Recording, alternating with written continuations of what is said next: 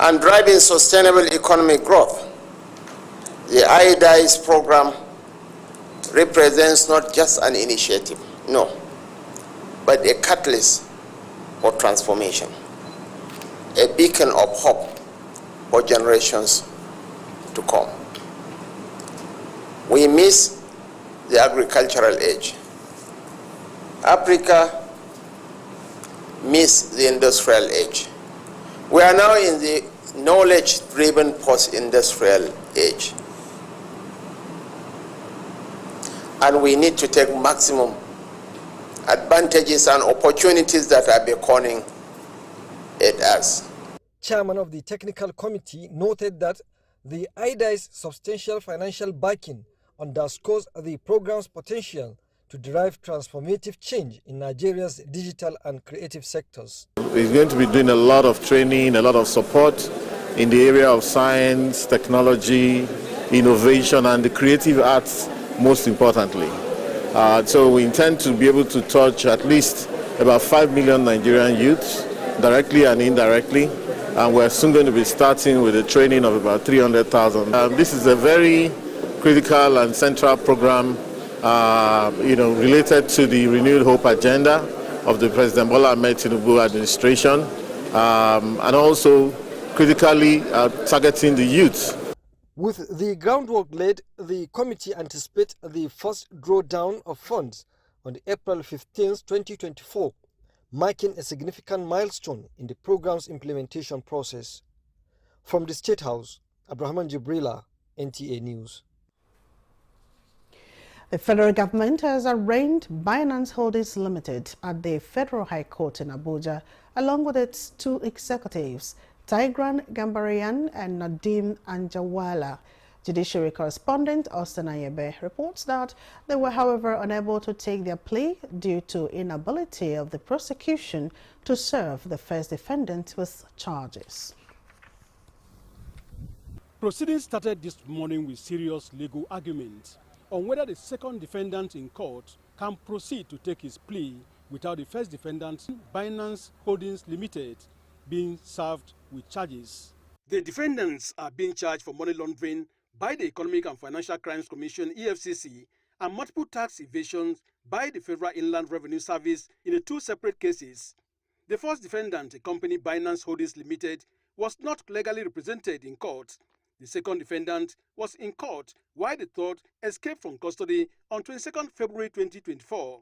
On the charges of tax evasion preferred against them by the FIRS, the prosecution sought the permission of the court to serve the second defendant in court, as they were unable to serve him in his custody. This was granted by Justice Emeka Nwite, who adjourned the case to 19th of April 2024 to enable the defendant study the charges and discuss with his lawyer. In the second case, EFCC served the second defendant with the money laundering charges, but was prevented from entering his plea. Counsel to the defendant argued that until the first defendant, Binance Holdings Limited, is served with charges, the second defendant cannot be arraigned is an employee of Binance Holdings Limited. Having listened to the argument, Justice Emeka Nwite adjourned the matter to 8th of April 2024 for ruling on whether the second defendant... On the concerted efforts towards achieving a lasting peace in Zamfara State. Prevailing security challenges in Zamfara have compelled past and present administrations in the state to adopt various measures aimed at addressing the ugly situation. The most recent of these measures is an executive order signed by the state governor Dauda Lawal, prohibiting the sale of more than 50 liters of petroleum to vehicle at a time, in addition to restriction on time for selling the product from 6 o'clock in the morning to 6 o'clock in the evening. The measures as contained in the executive order also include prohibition on sale of unlabeled bread and packaging them in sacks, as well as restriction on transportation and sale of bread to only local government headquarters. Other prohibitions affect the use of tinted glass and covering of plate numbers while driving. But how did these measures come to residents?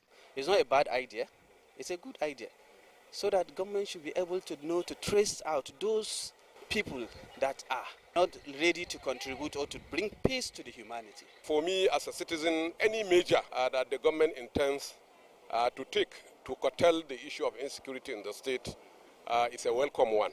I wish that the government is going to succeed in its effort to address these issues of insecurity that we are suffering from in the state. The respondents who expressed their readiness to support any move that will bring lasting peace to the state called for sustained effort to tackle the security challenges. It's not something that you politicize, because it's something that it protects the whole interest of whole Zamfara people. And I'm ready to support any measure that the government is going to take to help in addressing these issues. All effort to speak with any government official on the rationale, impact, and level of compliance with the measures recently taken proved unsuccessful. In Gusau, Halil Muhammad, NTA News. This is the news desk at 3 on NTA NEWS24. Let's take a break now. More reports when we return.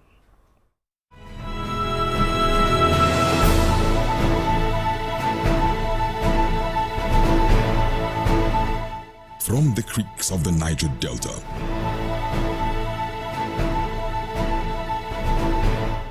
to the breathtaking scenery of the plateau,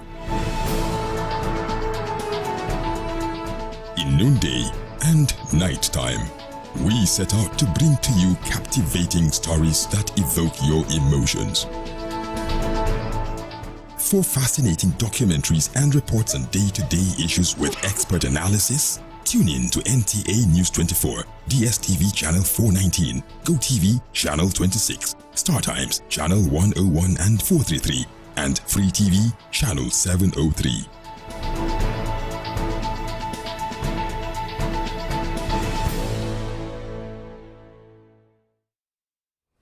In an era with complex security challenges, the benefits of a cordial and symbiotic relationship between the military and the media cannot be underestimated.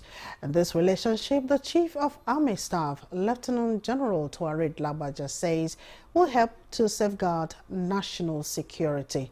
Susan Esu reports that the Army Bus made their session during the first quarter Nigerian Army Civil-Military Cooperation Media Chart in Asaba. The Nigerian Army is saddled with the responsibility of protecting the territorial integrity of the nation and lives of the citizens. For factual, accurate, and transparent reportage of the activities of these men who put their lives on the line for the country, there is need for a robust relationship and cooperation between the media and them. The Chief of Army Staff, Lieutenant General Tourid Lagbaja, who was represented, says the role of the media in churning out essential and accurate information to the citizens, fostering dialogue and strengthening national security is crucial.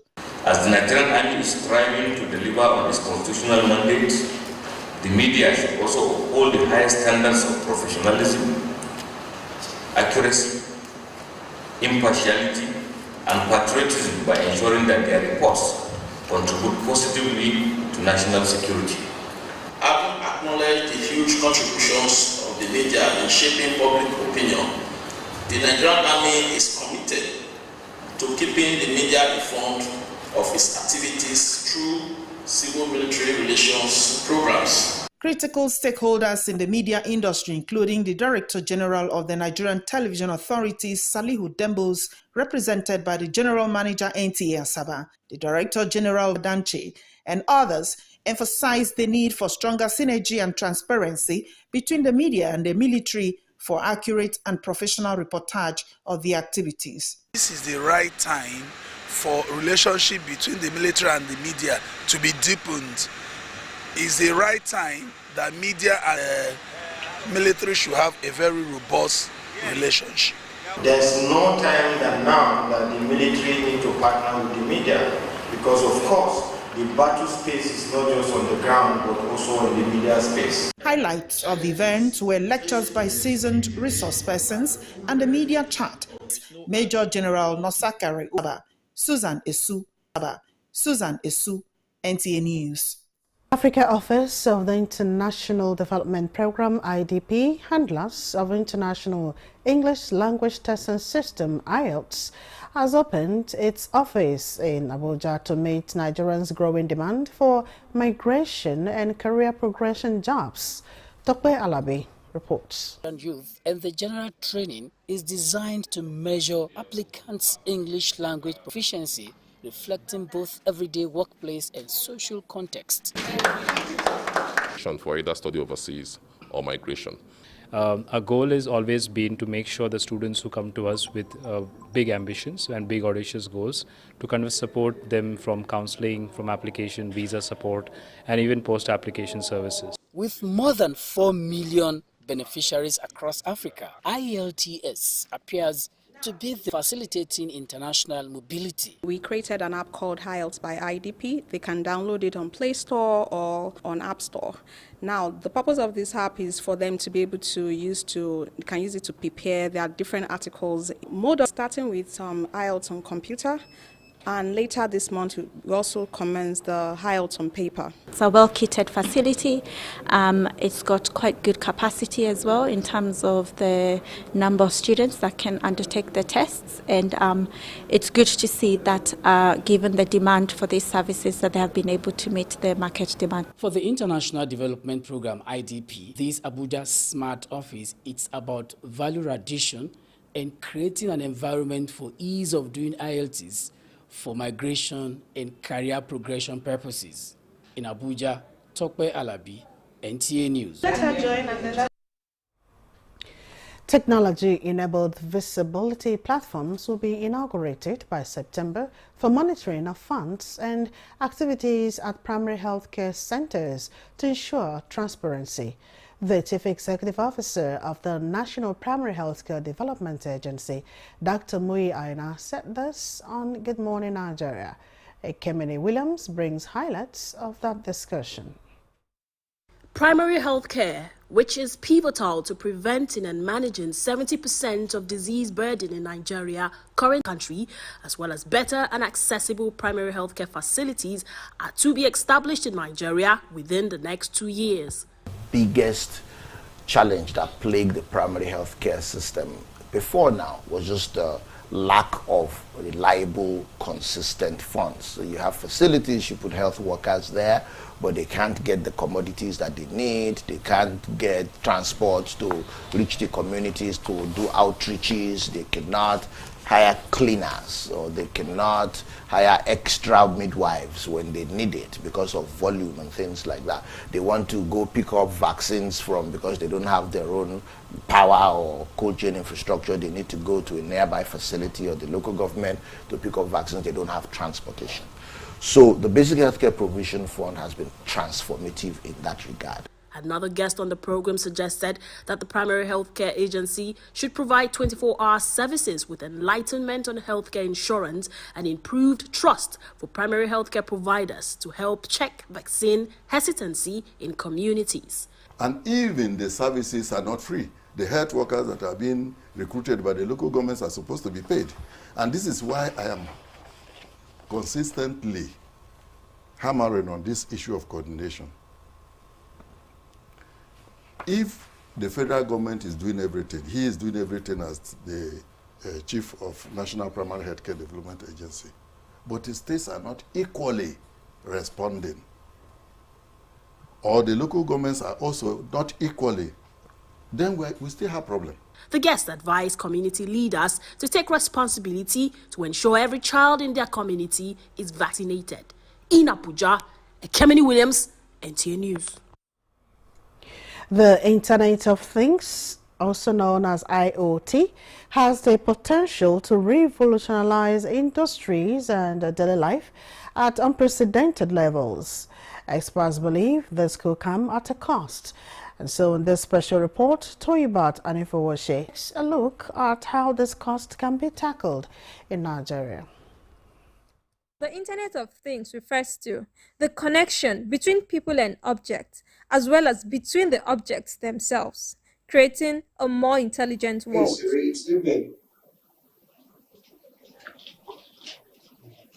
In 1985, a telecommunications expert, Peter T. Lewis, invented the concept of IoT. I was asked by the United States Federal Communications Commission to support the telecommunications session of the 15th legislative weekend of the Congressional Black Caucus in Washington, D.C., and in doing so, I gave a speech within which I described how I wanted our company, Cellular One, and my partners to embrace the idea of not only subscribing people to our cellular network, but also devices and machines where we could use the cellular mobile subsystem to connect emerging internet devices to extend the connectivity to anywhere in the world when the device or the machine contained a small or large computer board. I called that combination of connectivity the Internet of Things.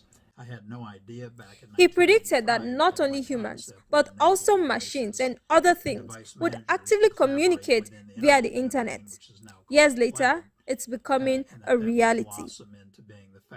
Now, tens of billions of products and devices use IoT for remote monitoring, device on and off control of settings, and even the manifestation of events and event notification. The Internet of Things is the key technology enabling smart homes, factories, and cities. However, industry players are already concerned about issues such as risk factors, security, and privacy. Experts, these issues can be resolved. Government can address concerns related to IoT by implementing robust regulations and standards for data security and privacy. Government can also invest in cybersecurity infrastructure, and they can also foster collaboration between industry and stakeholders, and also, most importantly, educating the public about the risks and best practices of IoT usage. Experts recommend considering ethics to ensure safe, reliable, and respectful IoT deployment. In Abuja, Toyiba Anifoshi, NTA News. And that concludes News Desk at 3 on NTA News 24. Thank you for watching. I am Mina Donalds.